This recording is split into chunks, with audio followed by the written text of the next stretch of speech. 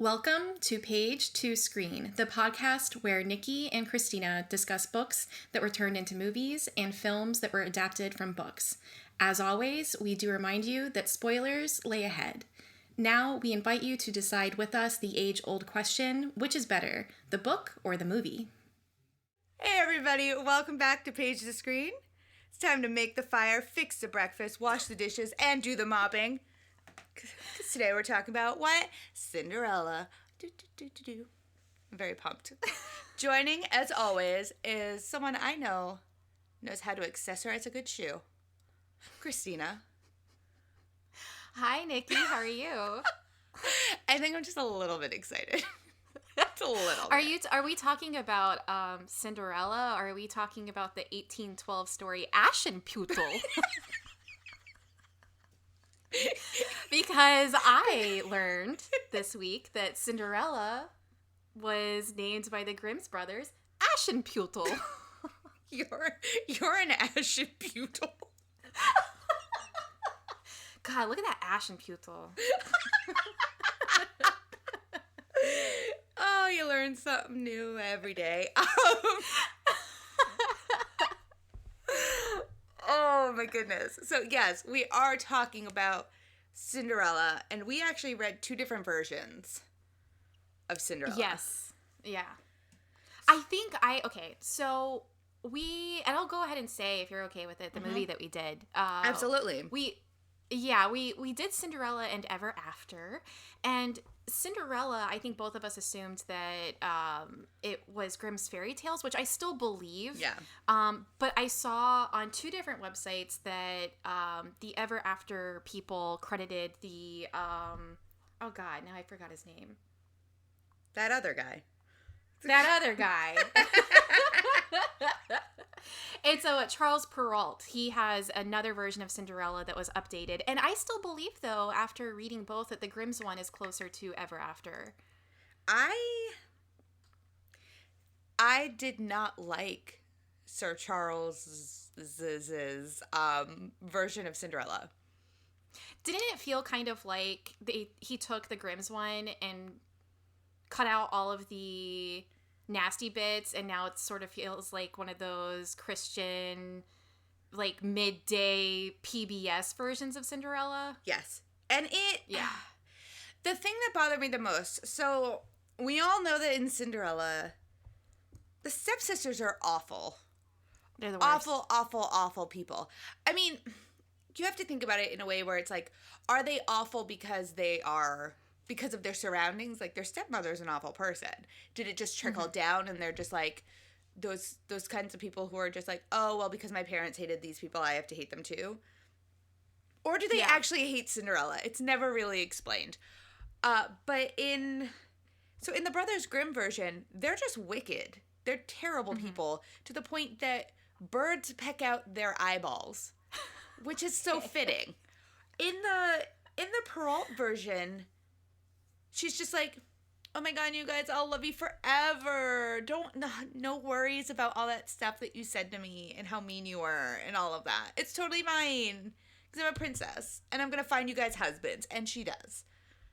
And it's kind of funny in the Grimm's one, because the Grimm's one has a lot of similarities to the Disney one. Like, there's the helpful animals that help her out.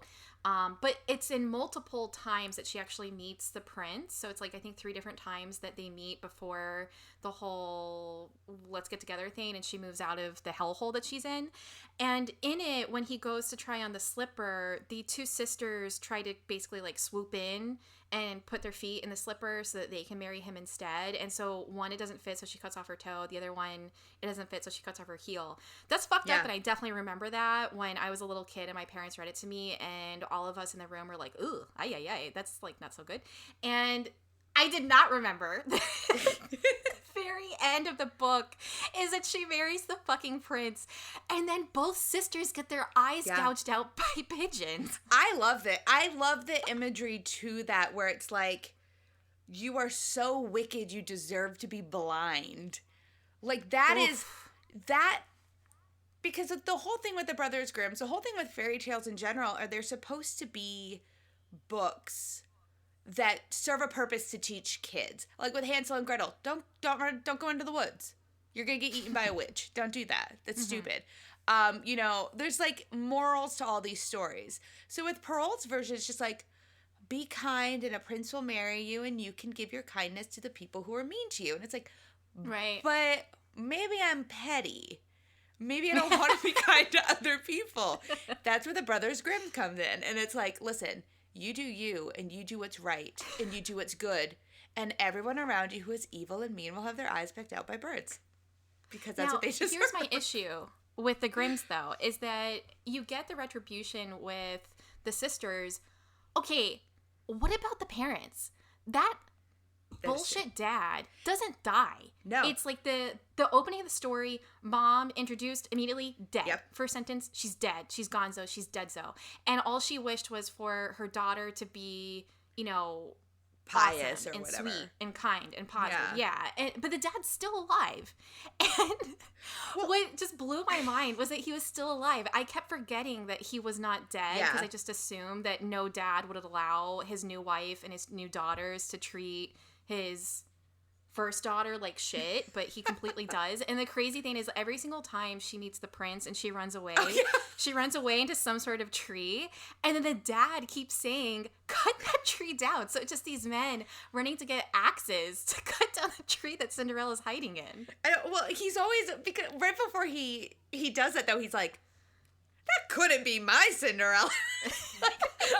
Like it feels very like 90s sitcom. Like I feel like it's gonna go womp womp and they like cut down whatever she had climbed into and she's not there. She's like, oh, Cinderella ran away. But it's weird because the dad is alive in both versions. Yes. But in the second version, in the Perrault version, he kind of gets an out because Cinderella says that she hides how she's being treated because he'll not react well to it. And you know what? If someone's treating you like crap, tell your dad. Don't lie about it. Come on. I think having the dad die, I think it's a better look. That sounds awful. It sounds awful, but here's where I credit Disney a lot. If the dad was still there, which he is in both of these books, look at us. We're like, what are you doing? You're an awful father, letting them treat her like this. But with an absentee father, or you know, in this case, a non-living entity of a father. Well, no, he's living. What am I saying? With a father who's alive, it's awful. With a father who's not there, you sympathize a little bit more for Cinderella because, you know, she has no one to lean on. Her dad is there in both of these stories, and she should have just spoken up and been like, listen, we have to have a heart-to-heart now that I'm a little bit older. We gotta talk. Well, and I like, too, that it's got the part when he asks the daughters what they want because he's going to go travel, and she just says a stick. It's so simple. Like, she's a fucking dog. Like, girl needs some mental health, I think, treatment because she's being mentally and physically abused by these three bitches you included in the household, and she's asking for sticks as presents. Well, she needs some help. I don't know. She might be onto something with asking for a stick.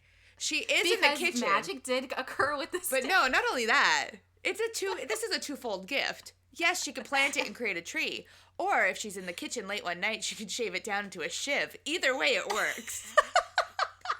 I did find it really interesting, all seriousness, that the magic Cinderella gets, and the only thing that actually gets her out of her situation and able to visit the prince and everything is that stick that she buries next to her mom. So it's almost as if the mom's spirit is the one, because there is no like Gary Fodmother. That's what I was about to say.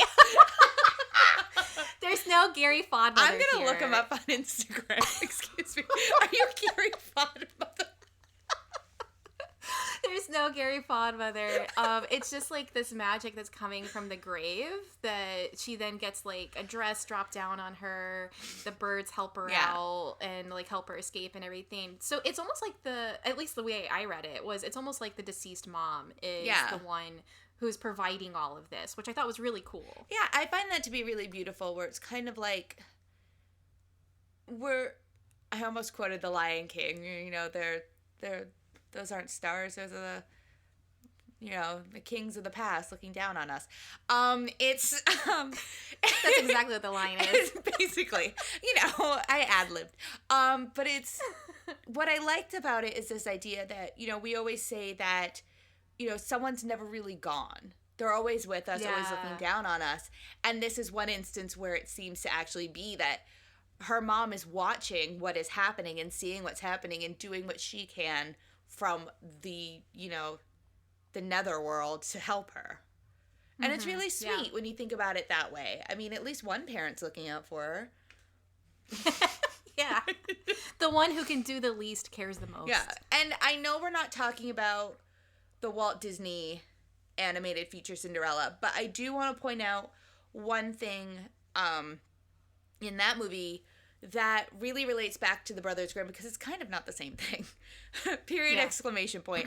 But when Cinderella runs out of the house, after Anastasia and Drizella, my two all-time favorites, I sing just like them. We're beautiful. We could do like costumes like them and fucking kill. We would. We'd be amazing. We would kill. Hire us, Disney. We are brilliant. Listen. I don't even care which one I get. I can play either one. Yeah, we're good. We're good. But she runs out of the house in that really cute pink dress that they ripped up. And and she runs straight to a bench that's underneath of a giant willow tree. Yeah. Which is basically like the Brothers Grimm. She goes to the tree, and that's where her fairy godmother comes from. That's the thing I love about multiple adaptations of things. I mean, even like the last one that we did with Stella, like I was just weirdly happy to see that she's eating the same breakfast that they eat in the book. Like I love little details that they pull, and with multiple adaptations, it's kind of cool that something that's made in, the last 100 years is still doing something from way long ago. Like they're still getting those details. It's very cool. Yeah. And I think it's important because even if you're taking something, even if you're just taking this little teeny tiny itsy bitsy detail that no one else would really notice, I think it's great to have that in there as like an homage to what was your original source material. Yeah. You don't get that as often, I feel like, now. Yeah. Yeah, now they're basically like, well, we like the look, let's throw out the entire book. We liked the name Derek, so we kept that. Like, okay, cool. Thanks. I was like, I ended up falling down a wormhole or a rabbit hole, whatever. It's a hole. Yeah. I fell down a hole reading about the history of Cinderella because I didn't realize how spread over the world it is. And I was like, I thought it was so cool because I think like the oldest version is something between 7 BC and 2480. And it's this Greek geographer Strabo, and it's the original story is a Greek slave girl whose sandal sounds okay. When I wrote it down, it didn't sound silly, but now as I'm saying it sounds a little silly.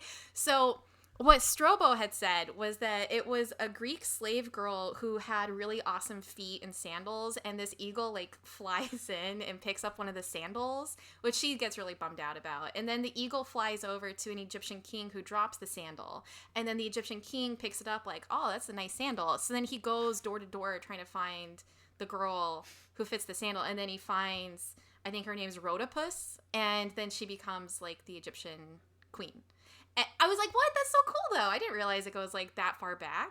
Foot fetish. I know. This is dripping with... It's a whole thing. There's a whole thing about feet, everybody.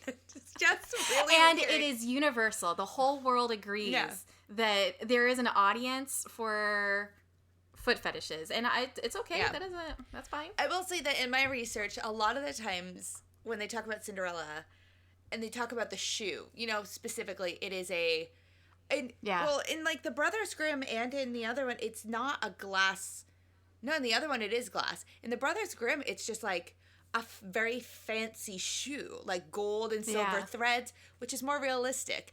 When we start talking about it being made of glass, what that really brings to mind is that you have to be very dainty and very tiny to be able to not splinter this glass, which a lot of people relate to being young and very childlike.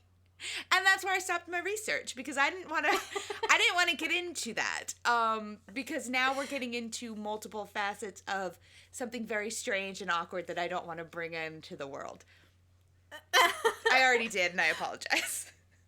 Well, if you go into the whole foot fetish thing, though, that's part of it too, where, that's still a thing, that you wear uncomfortable shoes. And it's like a pain in that way, and then everybody, you're like in public and stuff. So that's a thing with it too. That's where it's like all very complicated and connected. Yeah. So sorry to everyone who was listening to this thinking it was gonna be super lighthearted and totally cute and fun and princessy and oh my god, Disney World. No. There is just so much. There's a surface layer to Cinderella, which is classic fairy tale done. And then super classic fairy tale. Yeah, and it is honestly, it's one of my favorites. It's this idea that you could be somebody. It's it's like the story of Halloween, okay? The right costume can change your life. You know what I mean? I mean, I've never come in first place at any costume contest, but I'm working my way up, I promise. I won a costume contest once. I was dressed up like Charlie Chaplin. See, the right costume can change your life. No, I really love Cinderella. Yeah. And when I was growing up, when I was very little, my favorite was Cinderella, and then it became Beauty and the Beast. So I've always had a soft spot for anything Cinderella. I'm always like, sign me up. I mean, everyone by now should know my favorite is The Little Mermaid, and I'll defend it until the day I die. I will. Her I Want song comes before she meets Prince Eric. We will go into detail about this much later, I promise you. But besides that, I love anything princessy, and I think a lot of kids like the idea of the fantasy. There's magic. There is this idea that anything can happen. If you just believe, it can happen. And not only is Cinderella something that we, it's the animated film, it's Ever After, it's these stories, but we see it played across in so many different facets of everything. This idea that if you, think about She's All That. It has nothing to do with the story of Cinderella, period. But it's a girl who gets a makeover. And suddenly she gets, the hot guy in school. It's the same premise. We're reusing this because it's the magic of what one small change can do for you. And I think that as long as humanity's been a thing, there's always been the people with the haves and those with the have-nots, and the wanting to, transcend up to the next level of life. Sometimes you can't get there. I mean, the only way to get there is an in. You can't, start working as an actor unless you have a, membership card, but you don't get the membership card until you're an actor. It's like that's everywhere in life. And so I think everyone, you don't even have to be a woman to read the story and understand feeling trapped in one area and how to get out. And with Cinderella, she's not necessarily, plotting this. She's not coming up with a plan to get the prince. She just wants to maybe not be so miserable another day. She just wants to go to a ball. She just wants to party. Listen, Christina, we have been in the COVID times for far too long. If someone knocked on my door and was like, all eligible maidens must attend, whoops, I'm going. We show up and we look like the sisters, and they're like, you are far too old. And we can see your wedding rings. That's just decorative. It's just our jewelry. Yeah. I do want one of those dresses where, when you're walking and your butt moves. Yeah. With the big bustle. I want one. The big bustles. When they walk, in the animated movie, when they walk out of the house to go to the ball, it's just going to boo, boo, boo. Oh, we're going to do it one day. I want to go to a ball. If someone invited me to a ball right now, I would go. It could be any type of ball. Listen, if RuPaul is listening to this, you want an audience to one of your episodes of RuPaul's Drag Race, and you guys are doing a ball, I will go. Don't stop me. I will be there. I'll dress in theme even. Come on. I've got nothing else going on. Help me. And I also think that's a lot of Cinderella, I think, really plays into why there's a group of, not a group, but a large amount of individuals really love weddings. I think that's the closest you'll ever get to going to a ball if you're not at a certain caliber, you know? Well, think about like the Disney movie and what her wedding dress looks like, and you just think about what that dress looks like. I would put that in a list with like the Grace Kelly dress, a lot of the royal dresses. Like, it's just so pretty and it's so clean. It's timeless. I don't know. Yeah, it's a timeless dress, and that image at the end of the Disney one when it's literally the ending book page, it says, "And they lived happily ever after." Mm-hmm. Gorgeous, stunning, love it. We all want the fairy tale, and I think this one is number one for a lot of people. Yeah, it's a very classic fairy tale. I mean, I don't want all the other bits and pieces from the Brothers Grimm. I mean, I wouldn't want anyone I know to lose a toe or a heel, but... But I do think, and I hope I don't sound like brutal here, but while their comeuppance is quite extreme, I do think that teaching people... I have mixed feelings about the lesson that if someone's been mean to you, be nice to them. Yeah. I get it, and I get what they're trying to say is that, you know, Cinderella persevered because she is a good person. She is inherently good, and they are not good, which is the reason why she gets the prince and they don't. I get that, but, like, to then forgive them, I get it, but also I kind of like that they get their comeuppance because they were really bad people. And even if they might have an excuse for it, I don't know if it justifies mentally abusing someone in your family for decades. That ends for them to justify the means, you know? Like, they should never have been. Yeah. They were all the same age, too. They were all supposed to be the same age. And you know what? I am that petty. I'm a Taurus, okay? I'm petty. And they deserve what they got. Like, if I were Cinderella, I've just been like, okay, good. Bye now. Like, I even love the part where they're in the Brothers Grimm, after they cut off a part of their foot at the hands of their stepmother, they are riding off with the prince. Like, and when I'm reading it, I imagine, like, you know, at the end of Snow White and the Seven Dwarfs, when the prince is holding her in front of him and she's like side saddle, all sweet and serene.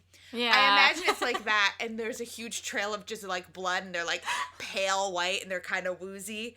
And then the birds come down and they're like, "Hey, bro, check the shoe. It's full of blood." And the way they describe it is just like, it's pooling blood.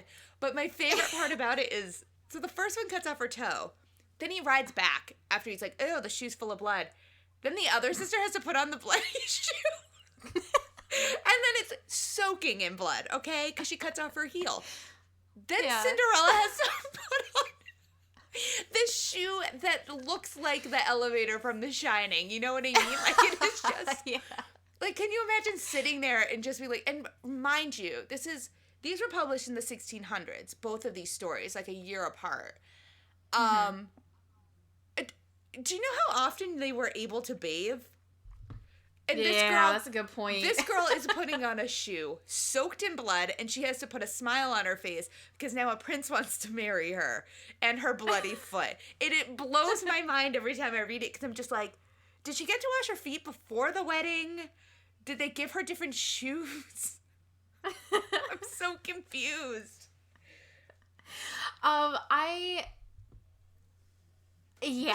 The idea of the prince not even knowing who she is without the slipper.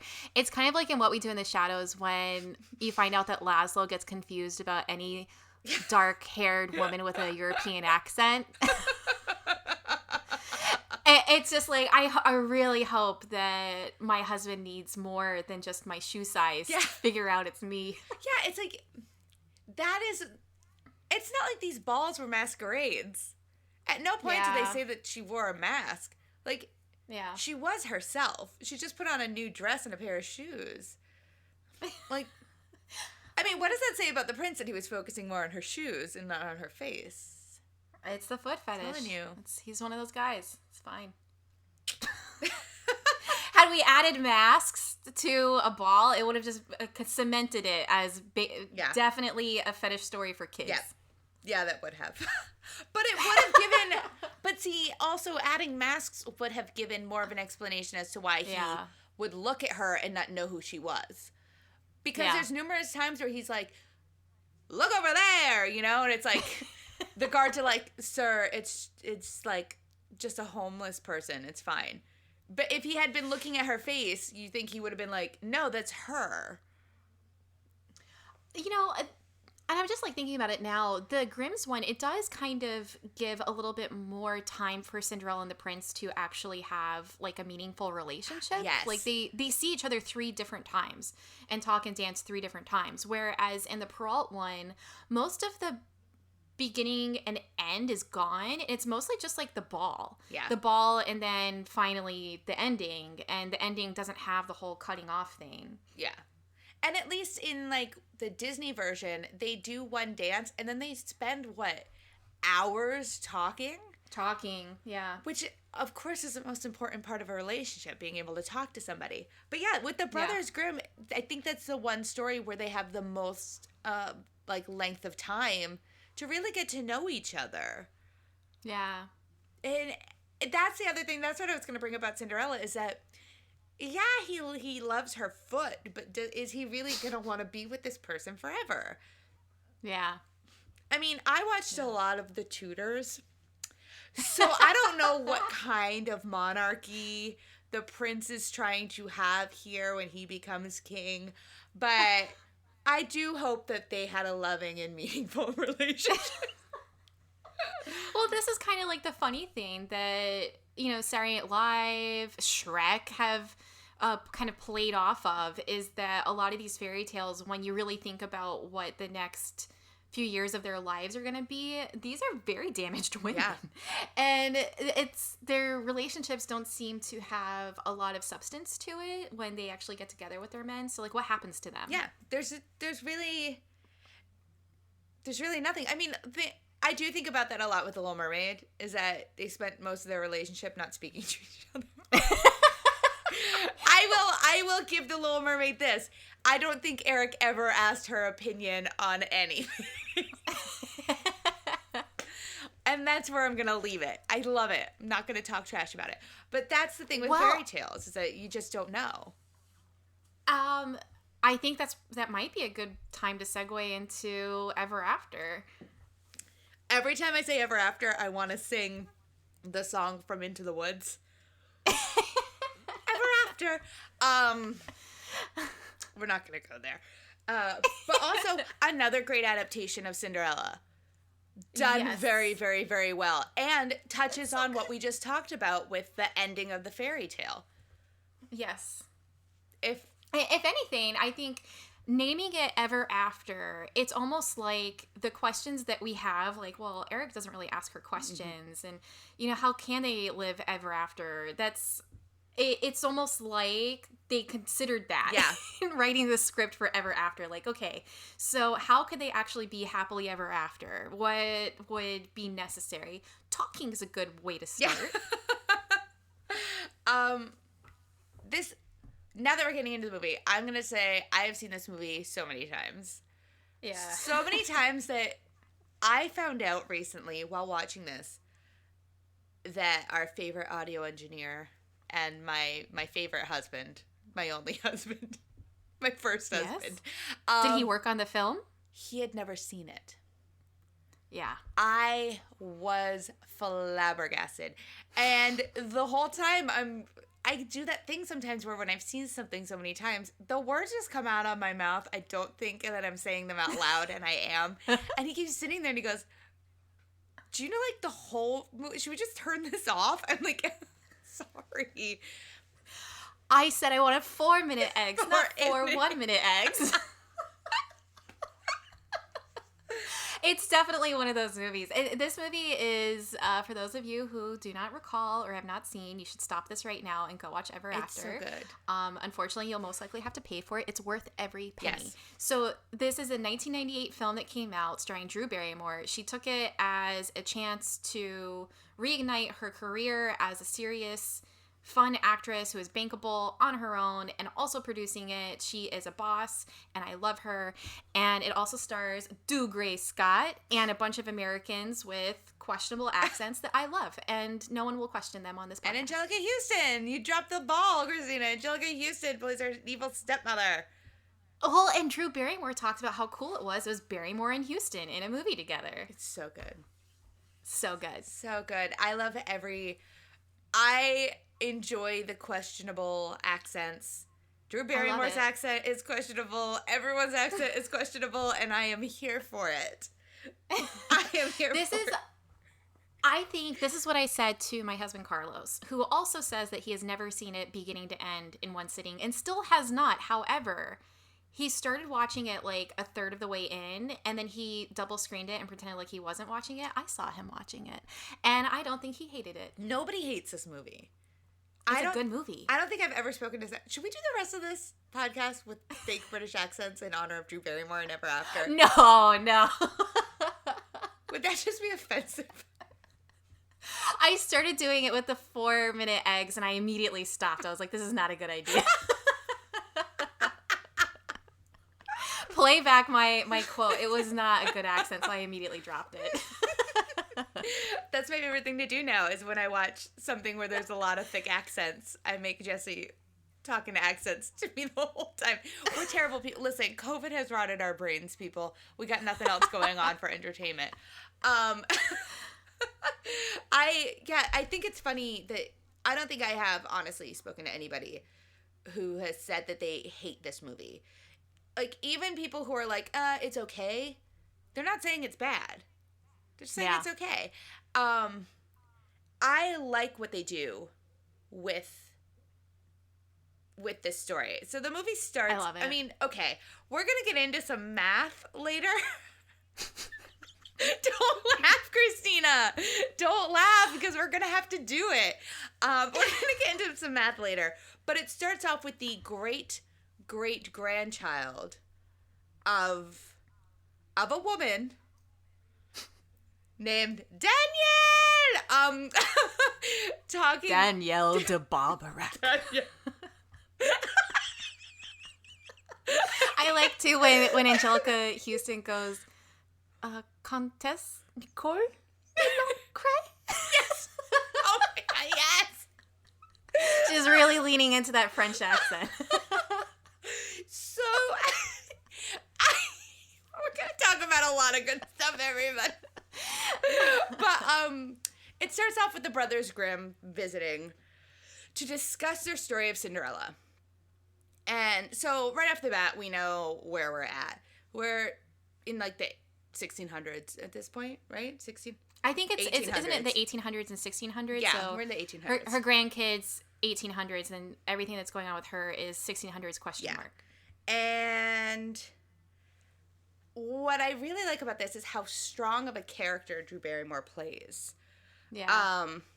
She's very smart. She reads, which I guess not a lot of people did at that time. And she has a really good father who lets her be herself. Spoiler alert, he dies. Immediately. Yeah, heart attack. And when he dies and they do like the Hitchcock cam and she screams and she runs to him, I've got chills right now. I cry. That's the first cry I get in Ever After, and there are at least 3 or 4. So it's devastating. Yeah. But then, like, her character is so good, but then so is Angelica Houston's. Like, she's playing an evil stepmother, but there's a lot of humanity to her. And so, like, when the dad dies, he reaches out to grab Danielle, little Danielle. She's, I think, 8 when he dies. So he touches her, and you see Angelica Houston jealous. She looks at her, and she's the new wife. She literally just moved in, and he chose the daughter over her in his last moment. Yeah. Gustav, you can't leave me here. Don't leave me like here. You cannot leave me. I love it. I love it too. And then immediately following that, we kind of had the meet cute with the prince. Which is so cool because what they kept from the Grimm story is multiple meetings. Yeah. So in the Grimm's one, I think it's 3 times, and each time she has a new dress that she wears with him. And there's the big thing, like we talked about with the tree, that everything happens and it's all in conjunction with these trees that she's in. And one of them is, I think it's a pear tree. Yeah. And so when she meets the prince first, and they don't really see each other fully, but when she first meets them, it's near an apple tree. Yeah, and she pelts him hard with that apple. Oh, yeah. She gets him good in the face, she, like, back of the head and everything. Because he's basically stealing her family's horse. And, like, they're poor. Like, the chateau has run to ruin, so to speak. And, yeah, he's taking the horse. He pays for it afterwards. He gives her all that money. After he reveals himself to be the prince. And it's just really, really cute.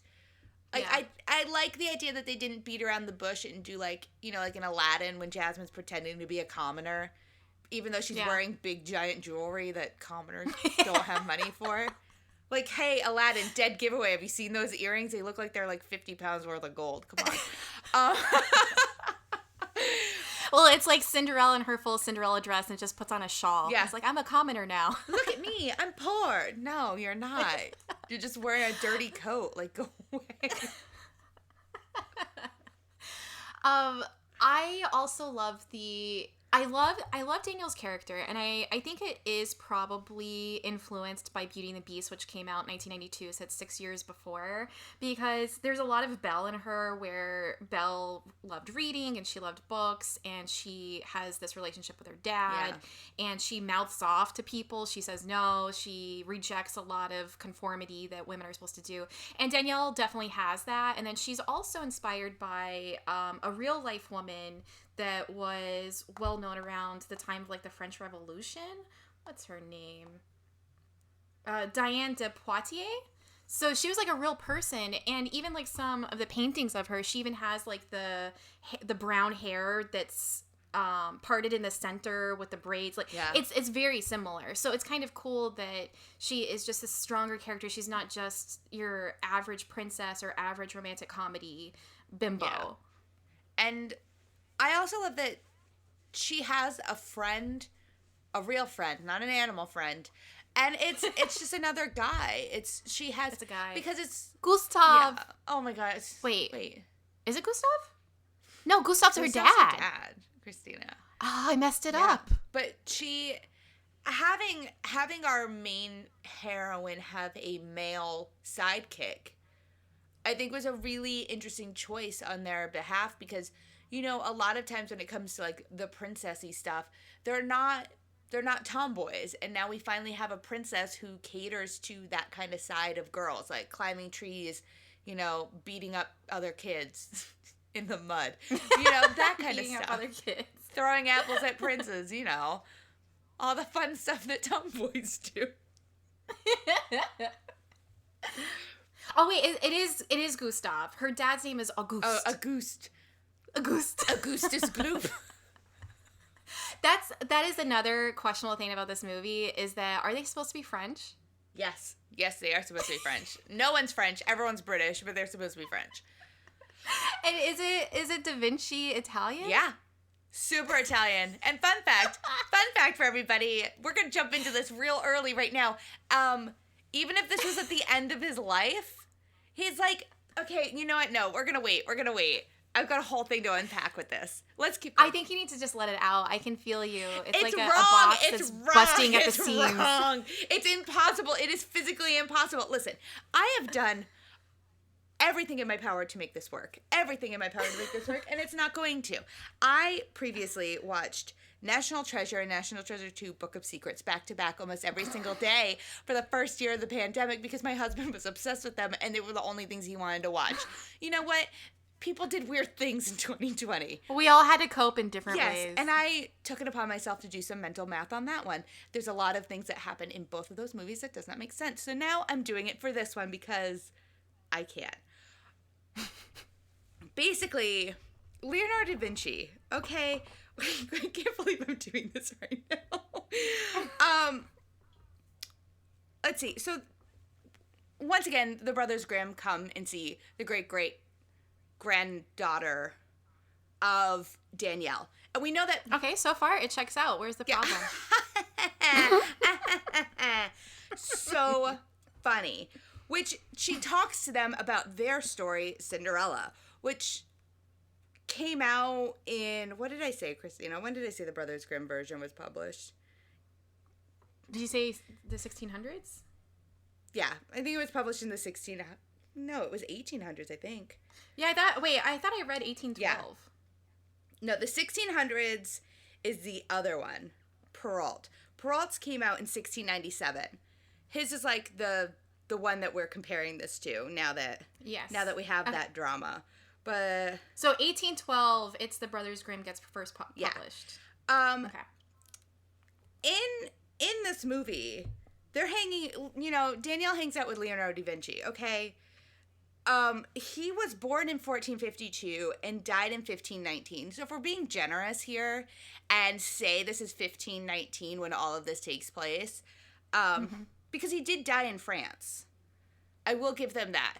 This could possibly be it. This is his last year of life. So it's a perfect movie. I don't see the problem. So here's the deal. If they met in like 1812 when the original Cinderella was published, none of it adds up because there's like a 200-year age difference between Danielle de Barbarac and her great-great-granddaughter. Maybe they had kids late in life, Unless there Nikki. is a time machine, it does not work because also people only lived about like 20 to 30 years in like the 1500s from the 1500s to almost the 1800s, the average span of life was almost to 40.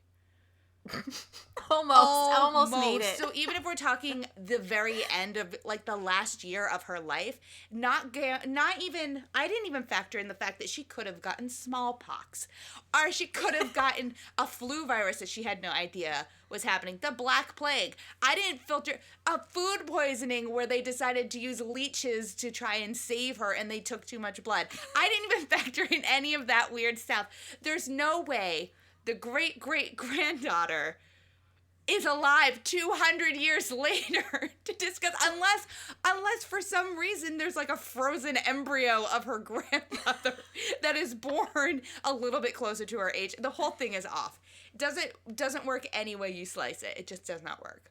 I just wanted to say that. Well, the other stuff that doesn't work is that it's like it's funny because at one point Dougray Scott references the war. The war. Pretty broad with that one. Just the one war that went on. So they mention like the war. They mention other, contemporary things. They mention names of kings, and none of those make sense. So it's like if you look up the actual kings, who he is, who his dad is kind of supposed to be, none of that makes sense either. And then I was reading about how they're like trying to take in all of these different historical things, like the how you think it's Danielle stealing the tapestries and the candlesticks and the mirrors, like when the mirror actually shows up again behind Angelica Houston, it's like a very specific mirror that's from like the 1400s that they replicated. And then what was the other thing? There's some the part when Danielle picks up the prince, that's supposed to be a nod to an actual thing that happened where it was like this invasion with a king and he made the deal with the women that they could take one thing and they picked up the men. But that's something that happened like a long time ago. So I don't think they gave a shit. No, I think they were just kind of like pulling what they thought was cool and make it like historically accurate in boxes, but then didn't really care like if any of it made sense, which it kind of doesn't. Because I also feel like Danielle's friend, doesn't he reference some of Da Vinci's paintings? Yes. But some of his paintings, some of the more famous paintings that I think this guy is referencing didn't come out until about 1490. And I don't think that because that would have put him as the small child at the beginning of the movie. So as a small child, you went and traveled and you saw this painting? Really? On your own? Cool. There's a lot that and it's funny because once again, I have seen this movie 100 times and I have never been bothered. It just never occurred to me to think, hey, maybe their math is wrong until I was watching it this time and I was like, Wait, did she just say great? And the brothers Grimm were there? And Davinci? This feels like a Bill and Ted situation that I didn't know I was involved in. Well, that situation, that's pretty funny. That's exactly what it is. They just like collected all of these different things from history and put it in a box. I feel like, you know what? It would not surprise me if they were like, we need the following things. A relatable character that everybody knows. Someone famous, but who's not alive anymore. Great. Because we're building a world around them. Cool. Da Vinci. Okay, we also need some fun period piece things that we could put in here. How about her picking him up? Great. Was that a real thing? Sure. Perfect. Don't forget to mention some big kind of event that was happening. You know what always happens back then? War. Great. The war. Like, it feels like a weird Mad Libs. I just had a curiosity in my head with your whole timeline issue. And I was wondering when Utopia came out as a book. Do you know when it came out? Oh, you know what? I'm pretty sure this was in the trivia on IMDb for this, that Utopia wouldn't have been around. It actually predates it. It's 1516. So she's reading a book that's at least 100 years old.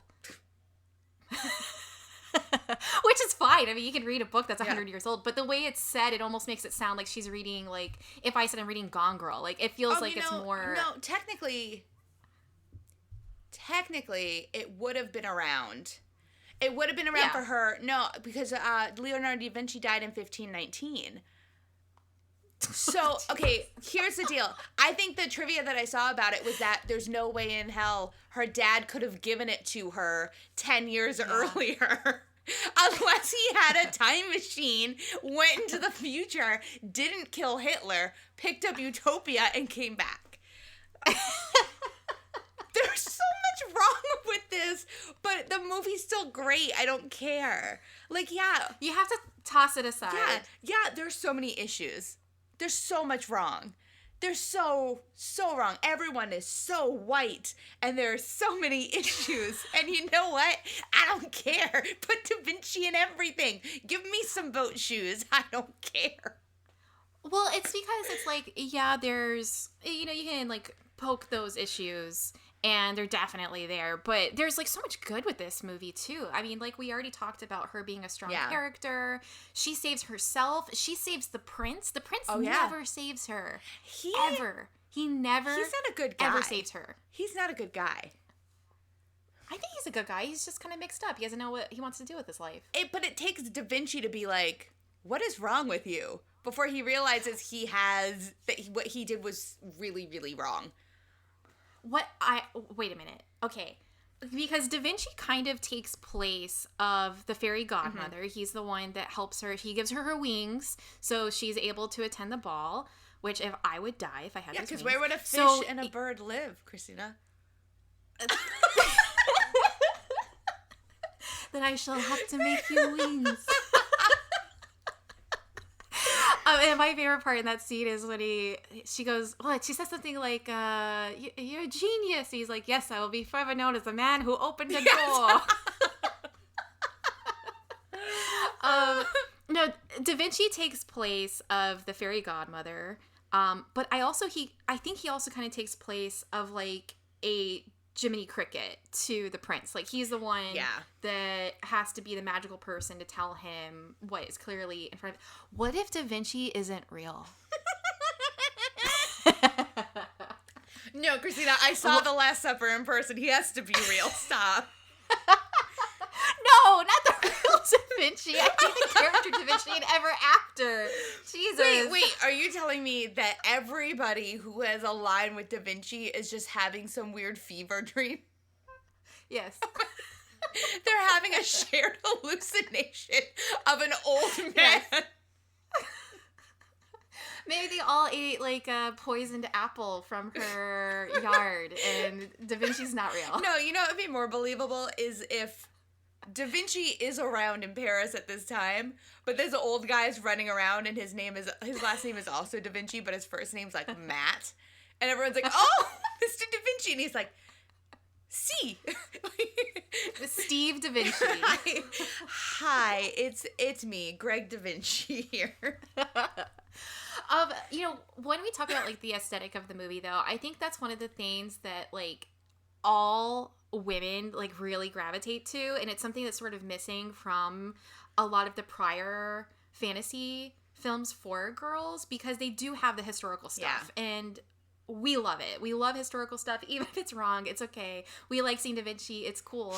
But then it's so earthy. Like, there's all of these shots in the trees and the grass. When she gets dirty, when she's like with the pig and her hands are dirty and she looks at it, it's almost like this like goblin core, fairy core kind of lifestyle where it's just like trees and moss. And then with the trailer playing the, what's her name, Lorena McKenna, the Mummers Dance, it's like all just very earthy, and I love it. I just love watching the movie just for that feel. Well, it brought me back to, once again, we're going to reference 2020, when cottagecore became big, and everyone was wearing very medieval times costume-esque dresses, of which I own 3 because they're so comfortable.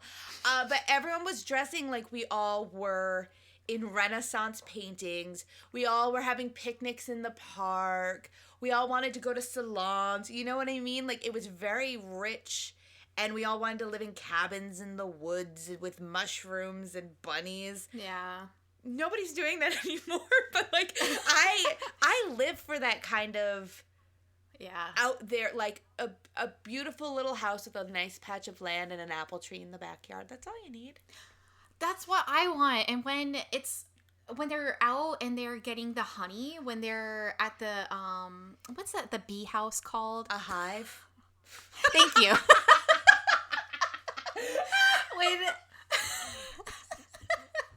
when they visit that bee community behind their house, when they go to I want one of those. The bee HOA has decided to suspend your honey rights. And there's also something cool with the look of the movie where I feel like it's the most natural that you've seen, like Drew Barrymore, and then even like the sisters, especially what's her name? Not Marguerite. Jacqueline. She has like, they just look very natural. And then when she is all dolled up for the ball, she doesn't have that much makeup on. It's like she's got makeup and then she's got the glitter all around her eyes and then the studs like on her forehead, but it's still like fairly natural. And I feel like that's something that's just like very refreshing. Yeah. And I think that's where they do a good job with the time period.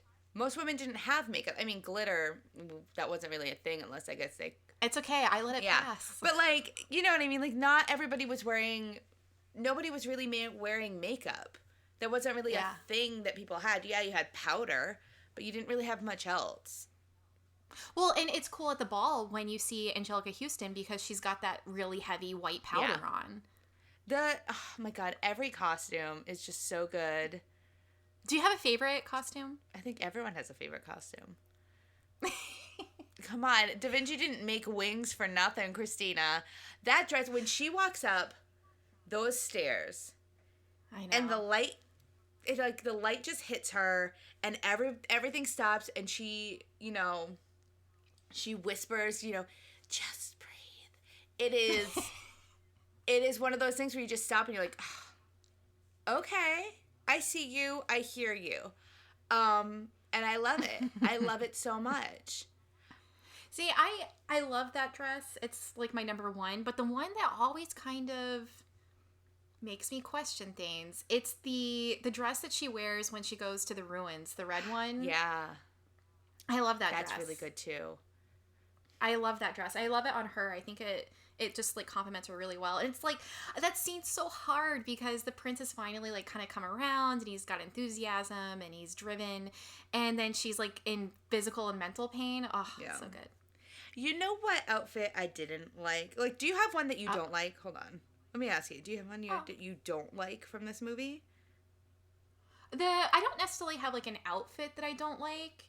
But there's, like, certain cheap things that they've done in the movie, like in the last bit when you find out the comeuppance of Marguerite and Angelica Houston, and it just like it's like a Batman 66 setting. It's just curtains in the back, and it just feels like very cheap, but it's okay. It's ever when that outfit that Marguerite wears in that final scene, I hate it. She comes in really because they there's this big lead up. And they come to the door and they're like, the king would request an audience with you. And, they close the door all coyly like, oh, we're going to get dolled up in our best because now I'm going to marry the prince. And Marguerite shows up in a crushed red velvet tunic, no belt, and then a crushed, like, silver sleeveless vest, long floor-length vest. And I'm like, everything else you wore in this was more warranting of a wedding outfit than this particular outfit. What are you doing? The prince will not marry you in this. I could have bought that from Party City. That's not right, Marguerite. It's, about Marguerite, too. She's played by this actress, Megan Dodds. I think she kills it in this movie. And I think she's also really pretty. I looked up her IMDb. I have never seen her in a single other thing ever. And it's just so weird to like a character so much, even though she's like a bad character, like she's a bad guy. Like I like her so much, and I think that she kills it in this movie, and I've never seen her in anything else. I don't know if I've seen her in anything else either. And I do love her. I think she's the character of Marguerite is so strong and so sure of her of herself and her place in the film. I love it. Every female character in this is so strong. Even though they're bad, they're just so sure of themselves. Well, like I said with Angelica Houston, I will not call her by her name. She's Angelica Houston. So it's so sad at the beginning when he touches his daughter's face instead of hers. You just feel her sadness in that scene, and when she starts screaming. And then later on, when they have their little moment together, when Danielle's brushing her hair, and then she asks if she ever even loved her father, and then she said, I never knew him. Yeah. It's sad. And it's this thing that I think works really well with the story of Cinderella, that ever after, like, really pressures the idea of classism, of women and how they fall in the classes because we can't just go out and get a job. Like, it's all based on your family and the man that you're with. And Angelica Houston is a widow twice over, stuck at this farm place, can't stop spending money. She's a tragic character. So it doesn't make it okay what she's done. She's still a bad person, but you can still even connect to her on that level. Yeah. So can I just take one moment to go back to my math for a second, because I felt you thinking about the numbers. Okay, because I was gonna start talking about something else, like when it came to like strong female characters, because I wrote down a line that I thought was funny that his mom says, like something, because I was trying to figure out, like, are we in England, are we in France, all this stupid stuff. And his mom, the queen, says something about divorce being something they only do in England. Yeah. Once again, I have watched a lot of The Tudors, and I don't know why I didn't immediately pick up on this. As many of you know, Henry divorced, Catherine of Aragon, who was previously married to his brother, who died early, and they claim they never slept together, but that's why the whole royal family's cursed. It's a big thing. Everyone should look into it. Anyways, I really love it. He didn't divorce her until the 16th century. So by then, Da Vinci's dead. So Da Vinci, I think Da Vinci's a ghost. I just had this, I just realized I had the stupidest thought. What? Man, I feel like I'm a smart person, but I pull Christina's and I just do dumb things sometimes. And I just realized that this whole time I thought ever after 16th century, so it's 1600s. I'm like, wait a minute, that's not how that works. That's okay. It's understandable. I got confused, Nikki. But now I have to look up exactly when did Henry divorce Catherine? Yeah, okay. Okay, the math still stands that it is humanly impossible for the great-great-granddaughter of Danielle to have been telling this story, because we're pushing the timeline a little bit here, everybody. Henry separated from Catherine in July of 1531. You know who died in 1519, everybody? Davinci. Davinci. What is happening? I think he's a ghost. I think that's why I don't think he's real. I don't think he's real. He's like Puff the Magic Dragon. Okay, he is magic. He shows up when you need him. Okay. Holy crap. I need to talk to Drew Barrymore about Da Vinci. And could you imagine what kind of... I would love to talk to Drew Barrymore about this movie, period. Just be like, can we have a sit down with you? Well, it's just funny because, like, I remember at some point years ago, like in high school, I read this like really angry like live journal post about The Mummy Returns and how the weapons that they use in that were from China, not from Egypt, and completely the wrong century. So you just think about that poor person and how angry they were about weapons in one scene. Make that person watch Ever After and they will explode. Oh my God. They can't do it. They will die. They can't do it. You can't make them do it, Christina. They'll hurt too much. But you know, once again, all that aside, I still don't hate the movie. I still love the movie. I love the movie. It's one of those movies, it ended and I was like, I want to watch it again. Jesse was like, oh, we should watch that because I missed the beginning. And I was like, okay. Done. Yeah, I mean, it doesn't fully relate to the Brothers Grimm story. It more follows the other guy. What was his name again? Perrault? Yeah. It follows his a little bit more. Especially towards the end, you know, there's no... Well, this movie splits the baby. One of the sisters ends up getting married. Well, you can easily assume that Jacqueline will end up married to, if she's not already married to, the guard. So even though he might not be royalty, he still has income, so she's going to be fine. Yeah. And then the other sister and Angelica Houston end up in the laundry. Yeah, the laundry room. You will and think of me I read that there's every like day. something that can be inferred that the lye that they used in laundry rooms back then often caused blindness. So it's almost like it's dooming them to that fate prematurely. Yeah. It does. It's kind of like a mix of both. You just throw them in a pot, jumbled it up, and see what happens. Except, in addition to adding in those story bits, let's add in Leonardo da Vinci's ghost. You know, one thing I like about the movie a lot, because it's a fantasy film, but it's also a romantic, like, dramedy, I guess. Yeah. And I like how they've sort of put a lot of the normal gender norms on their head, where Danielle kind of doesn't care about romance. She mostly just wants to... She says that she doesn't care if her family leaves. She just wants to be left alone at the house. And it's just her and her people, and they can farm and be happy and cool. Yeah. And then the prince doesn't want to get married. He is fighting against the forced marriage arranged marriage that he's getting forced into. And then he doesn't really have much drive about what he wants to do in his life. So when they meet each other, they're not necessarily looking for each other. It's not like they're both pining for romance, and then they're at odds and they're like arguing. I love that. It's like, it's just so different. And then the fact that he doesn't save her, she saves him, but it doesn't feel forced. It doesn't feel like, even the new Beauty and the Beast with Emma Watson, when she is the lead when they're dancing, it feels a little forced. It's like, I get what you're doing and I think it's cool, but it just feels like you did it to do it, not necessarily because of the story. You know what? Now that you're explaining it like that, you know what it kind of sounds like to me? It kind of feels like It Happened One Night. Yeah, I love It Happened One Night. And you know how she has to go out into the street to get the car to pick them up, and neither one of them is looking for... Oh my God, it's that, but with Cinderella mapped over it.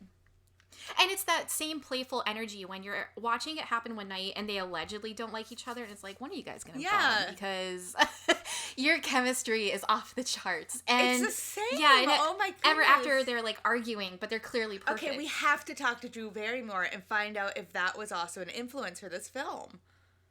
Well, I was reading about how she's worked as a producer because when she did like Charlie's Angels, she actually put together like something like 200 minutes of cut up, and I'm not saying that Charlie's Angels is a great movie by any means, but she put together a bunch of different scenes from movies that she liked, that she wanted that type of feel. So like one of them was I think it was like a Bollywood film of a dance sequence, and that's what she imagined for Cameron Diaz, and that's what they did. So I would not be surprised if she did something like that. Oh my goodness. Genius. Absolute genius. And the fact that it took us this long, once again, you and I have both seen this movie too many times for this to just be hitting us.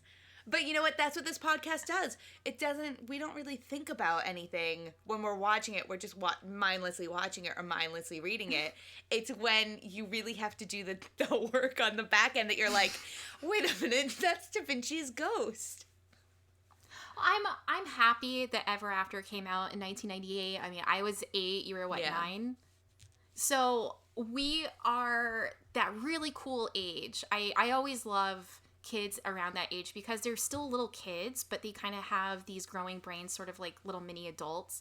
So it's when you get to have really cool, fun conversations with kids where they might say something like really kind of profound, and then the next minute they want like a high C. So it's like a fun conversation to be had. So we saw it at very impressionable ages where we're given a heroine who saves herself, and she's smart, and she argues about classism and changing society for the better in education. And I almost feel like the prince watching her as I'm doing it, like, you have more empathy in one memory than I have in my, like, she's just she's the best. Yeah, I think that we grew up at a really good time with a lot of sort of content that I think really shaped us. I mean, look at me. I am wearing peasant dresses a lot. Thank you, Drew Barrymore. But we got lucky to have this turnaround because, in this, 60s and previous was very much like the woman's always home, the woman needs a man, blah, blah, blah, blah, blah. The 80s was a time when a woman went into the office, but we all got fatal attraction, where going to work and trying to have a career is a problem. And then it took till the 90s for people to really understand that women aren't just pretty. Women are strong and smart, and we know what we want, and we're going to go after it even when you tell us not to. And we also just want to be left alone to farm. So I think we got lucky.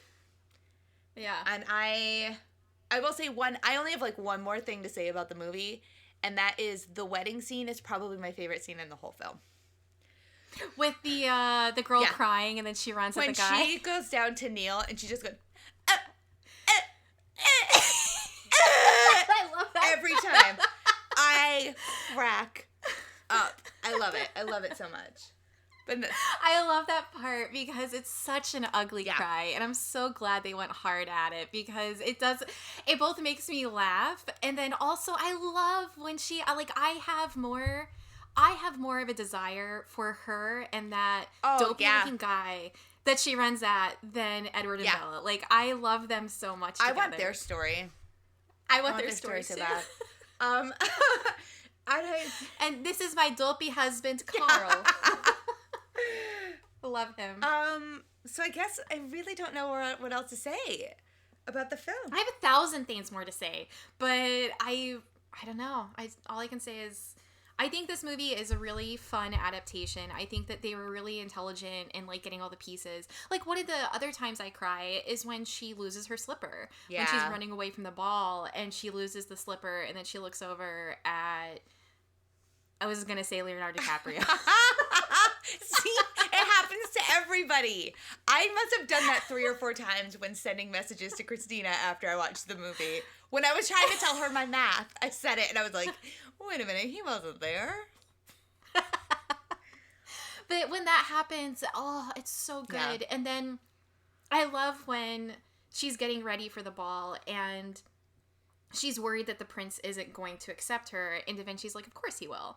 And then he's so upset when he comes to the prince afterwards because he recognizes that his romantic view isn't necessarily right all the time. Like, love is not enough. There's other things here, and the prince done fucked up royally. And he tells him, well, then you don't deserve her, and then puts the slipper down, and then you just hear the rain hitting the glass. Yeah. It's so good. It's so good. I think I scared Jesse when the camera zooms in on the shoe, and I was like, and cue the rain, and then it started raining. Cue the rain. Jesse was like, stop doing that. And that's the part that makes me a little emotional is when she gets back to the house afterwards. Oh, which one? Right after the ball, and it's pouring out, and she's soaking wet, and she's just standing there in the doorway, and you're just like, it's oh so my goodness. sad. And you know what? Drew Barrymore does a really good sad girl at the dance, because it kind of reminds me of Never Been Kissed, when she gets pelted with the egg, and she's just kind of like, she runs away. It's like, oh. Yeah. Just let Drew Barrymore go to the ball, everybody. It's funny that you mentioned Never Been Kissed. I thought about that movie watching this, because when they do kiss, I realized this is probably her first kiss. Like, it's not necessarily the prince's. Like, I just assumed that he's probably, if not fully experienced, like a little bit more experienced. But by all we know, this is her very first kiss. And the way that she reacts, it feels like that too. Like, she kind of like savors the kiss at first. It's very sweet. Say it again. I know. Well, you said my name. And then he goes, Danielle. Once again, everybody, if you haven't seen this movie, check it out, because there's so much that I don't think Christina and I have time to talk about. Like, how about the fact that Riff Raff from Rocky Horror is the guy who buys her at one point? That is the part I keep reminding myself, like, we still haven't talked about Richard fucking O'Brien is in this movie. They're so... we haven't even touched on some of the main costume pieces, the jewelry, everything. Her mother's dress, that whole thing, where she says that she'd rather... Oh, my goodness, what's the line when she says that, Oh, yeah, I'd rather die 1,000 deaths than see my mother's dress on that spoiled fat cow. Brilliant. Like, everyone should just stop what you're doing right now. I mean, wait, finish this episode. Then go watch this movie, because there's so much more for us to unpack. So much. Yeah. You know what? I feel like we might have to do a revisited. You know what we should do, Christina? I think that we should do a mini episode where we continue this conversation, because we haven't even talked about Brandy and Whitney Houston's version of Cinderella, which has so much representation. I have something to tell you that I wanted to surprise you on air. I watched the Amazon Cinderella for you. Okay, hold on. We do not have enough time in this podcast to talk about it, but oh my God, Christina. Oh my God, Christina. In the last podcast episode, I don't remember. Yeah, you said I you were never going to see it. And this morning when I asked you what time we were recording, it was because I was trying to figure out if I had enough time. Oh my God. Okay, really quickly, you know what we're definitely doing? We're going to drop... There's going to be a surprise drop at some point, everybody, where we're going to talk a little bit more about this, because now I'm going to have to rewatch it and rewatch the Brandy one, and we should definitely talk about the Disney animated version. Cinderella. Oh my God. There's so much we need to talk about, Christina. But I just need to know real quick. Just give me a couple words. I did not realize that it was a Moulin Rouge wannabe, and I didn't realize that there was so much auto-tune, and there were parts of it that I actually laughed at because I thought it was legit funny, but it was not a good movie. No. It was annoyingly not good, because some of the casting I thought was like perfect. Like, hello, Idina Menzel, I love her, and you don't see enough of her in movies, so I was very happy to see her, and I thought that she's really good casting, but then I don't know what the hell that movie was. It was like a mixture between Moulin Rouge and the Brandy one. Oh, we're going to get into it. Oh my goodness, I am so excited. And they tried to give a lot of the same lessons that Ever After does much better. It's all about that whole, women in society, and they can't work, and they're at the, whims of men. But it's done better in Ever After, so I'm not too sure why they tried that. I am so excited. Everyone, stay tuned. We're going to have a surprise drop probably sometime. and hold on to your butts because it's going to get real. Hold on to your butts. Because I don't want to derail our Ever After chat. I mean, I think now's the time. Christina, would you recommend Cinderella / Ever After? Yeah, I would recommend both. Same. Samey same. I think it's, honestly, even though the lesson is scary from the Brothers Grimm, I would still recommend. I think Grimm fairy tales all the way, so. Well, I mean, they're very short. Grimm fairy tales are like a 5-10 minute read at most. It's an easy read, and I think it's really cool for anybody and everybody to see source material of things when it's that old and it has affected so many different things. I mean, it's cool. Yeah. I think it's fun. I think it's something that should probably be taught more in schools. And you know what it's time for now, Christina? What? The book list. Once again, we are ranking all the books and movies from this year. As of right now, number 1, How Stella Got Her Groove Back. And nothing. Dang, I didn't even consider this as an issue, and it's kind of an issue. Yeah. What are we going to do? I think Ever After Cinderella is first. Same. And once again, everyone, this is just based off of the frequency in which you would read the story, watch the movie, and how good of an adaptation it was. Yeah. And I agree. I think that I would probably read Cinderella and watch, I'm definitely going to watch Ever After again. There were those parts in Stella that really bothered me. Mostly when Winston gets into the fight with Stella. Yeah, that's the problem, is that if Waiting to Exhale was a better adaptation in the movie, it would be a big problem. But because the movie adaptation really needs to be redone, that's why, for me, it's second. Same. And then I guess it's time to tell everybody what's coming next. Wow, we're barreling through this right now. Holy crap. The next one, I am very excited about. I'm actually pretty excited too. Next up is Bridget Jones's Diary. I've never read it, never watched it. And this kills me. I have read it and I have watched it like 100 times. Listen, if it's a rom-com, I have seen it. And well, I have a question for you. Yes.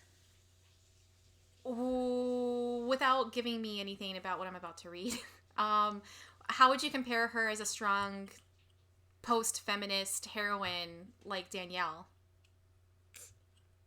There are parts of her that are comparable, and then there are parts of her that are just kind of weak. But she is more...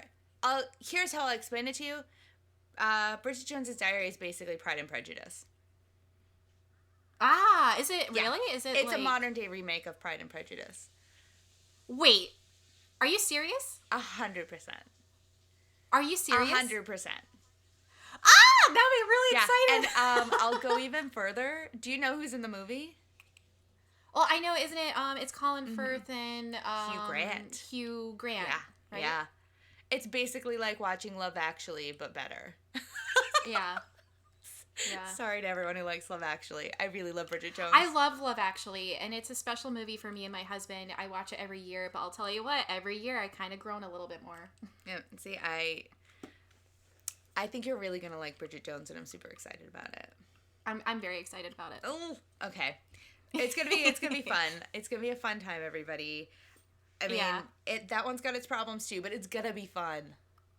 I can't wait to hear your math. Oh, I don't need to do math on this one.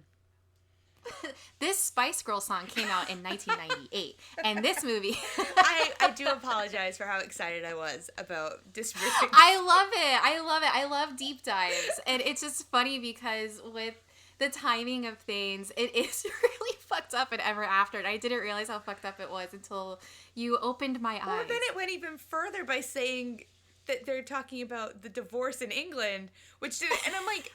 How did I miss? I did all my math. How did I miss this one? We are way off now. But we're still about 100 years apart from having the great granddaughter of Danielle being able to actually talk to the Brothers Grimm about her great grandmother. It's so. Listen, Drew Barrymore, if you listen to this, We want to talk to you about Ever After.